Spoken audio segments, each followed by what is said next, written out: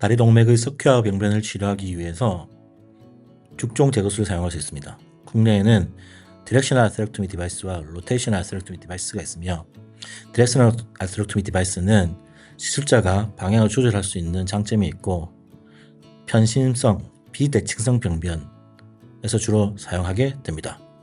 장점으로서는 방향 조절이 가능하여서 선택적인 커팅이 가능합니다. 디렉셔널 아스트렉토미 디바이스는 로테이셔널 디바이스와 달리 컨솔이 필요 없다는 가장 큰 장점이 있습니다. 구성은 가장 크게 세 가지 특징적인 구성으로 구성되는데요. A는 작동을 하기 위한 스위치입니다. 손가락으로 A의 버튼을 밑으로 내리면 작동을 시작하게 되고, B는 토크 너브로서 방향을 조정할 때 사용하게 됩니다. 세 번째, 커팅 블레이드는 A의 스위치를 켜게 되면 커팅 블레이드가 옵티마이즈 조그 현상으로 인해서 밖으로 튀어나오면서 커팅을 시행할 수 있게 됩니다.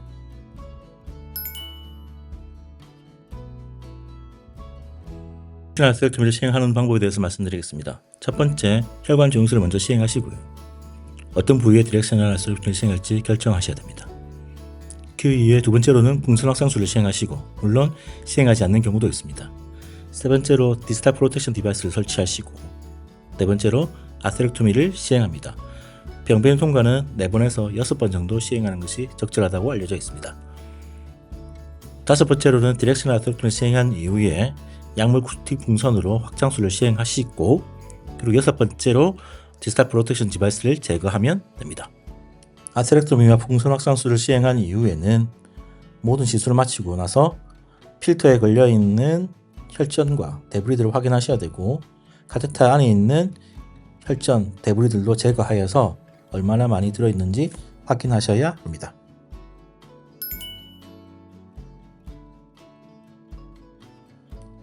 (74세) 남자 환자가 오른쪽 다리의 파행 증상을 주소로 내원하셨습니다.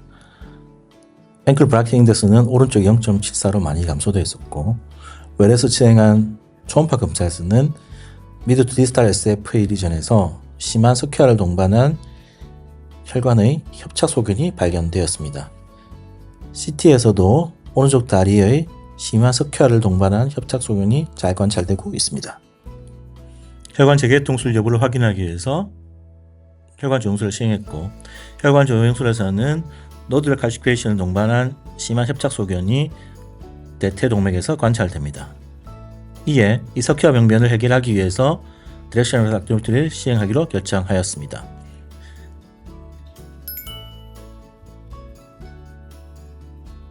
디렉셔널 아스트렉토미 디바이스 장비 구성은 오른쪽에 보이는 사진과 같습니다.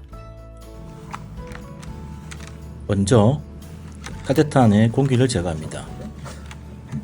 노멀 셀레인을 플러싱을 하고 난 이후에 디스탈 팁의 방향을 바꿔서 다시 한 번 더 플러싱하게 되면 루멘의 열을 정확하게 제거할 수 있습니다. 그 이후에 파워 콘솔을 연결하고 파워 콘솔 밑에 온 스위치를 켭니다.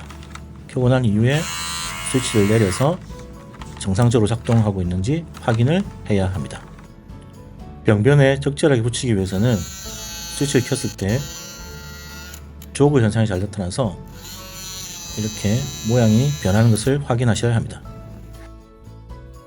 중재 시술을 시행하기 위해서는 먼저 P2 또는 P3 에리어에 디스탈 프로텍션 디바이스를 설치하고, 디렉셔널 아스트렉토미의 커팅 부분을 병변의 앞쪽 1cm까지 위치를 시킨 이후에 방향을 조절하여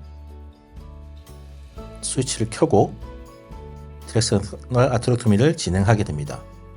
한 병변에 대해서 4번에서 6번 정도 진행하시면 됩니다. 이 환자의 경우 병변에 대해서 6번의 디렉셔널 아스트렉토미를 통과시킨 후에 혈관 조영을 시행하여 제일 왼쪽과 같은 사진을 얻었습니다. 그 이후에 약물 코팅 풍선으로 확장을 시행하였고, 그 이후에는 디스탈 프로텍션 디바이스를 제거합니다. 모든 시술이 끝난 후에는 혈관 조영술을 병변의 근위부부터 발끝까지 시행하여 병변이 제대로 확장되었는지, 디스탈 엠블리제이션의 증거는 없는지 꼭 확인하셔야 합니다.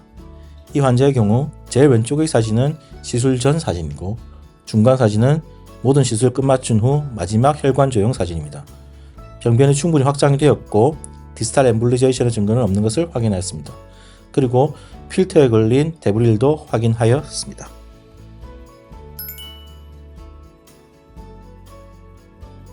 모두 시술이 끝난 후에는 카테터 안에 있는 데브릴을 제거했어야 하며 확인하셔야 됩니다.